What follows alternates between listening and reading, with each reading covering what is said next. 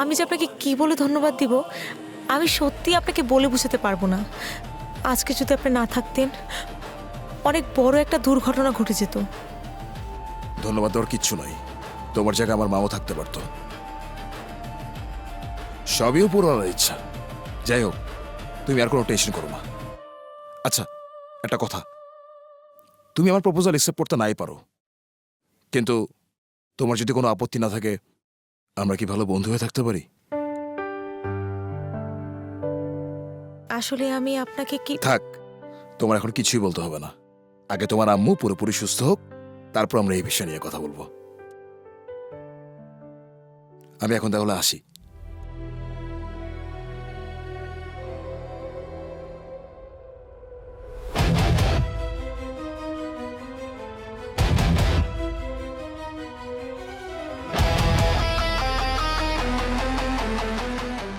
কি ব্যাপার নীলা? মা অসুস্থ, এত বড় একটা ঘটনা ঘটে গেছে, তুমি আমাকে একবারও জানানোর প্রয়োজন মনে করোনি? আসলে পরিস্থিতি এমন ছিল আমি তোমাকে জানানোর সুযোগই পাইনি। মানে সবকিছু না তো দ্রুত হয়ে গিয়েছিল, আমি কখন তোমাকে জানাতাম বলো?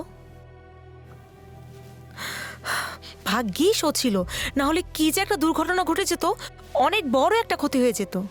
এখন মা কেমন আছে? এখন কিছুটা ভালো আছি, কিন্তু ডাক্তার বলেছে মায়ের ছোট্ট একটা অপারেশন করতে হবে, আর এর জন্য নাকি বেশ কিছু টাকা প্রয়োজন। কিন্তু আমি বুঝতে পারছি না এখন আমি কি করব। আমি কোথা থেকে এতগুলো টাকা জোগাড় করব?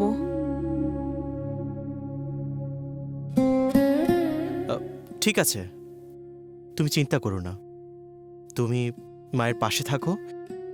আমি দেখছি কি করেছে। একদম চিন্তা করো না, কেমন? আমি দেখছি।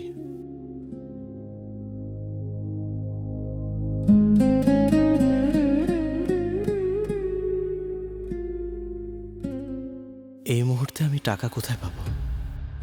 কিন্তু নীলার এরকম পরিস্থিতিতে আমি যদি ওর পাশে না দাঁড়াতে পারি তাহলে ওর কাছে বিষয়টা খুবই খারাপ লাগবে। যেভাবেই হোক টাকা আমাকে জোগাড় করতেই হবে।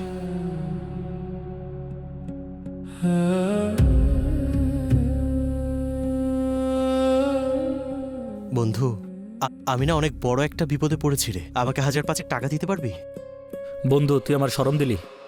5,000 টাকা আমি তোর কেমনে দিমু ক? আমার কাছে যদি থাকতো আমি সত্যি দিতাম, তাও 1-2 টাকা না, 5,000 টাকা।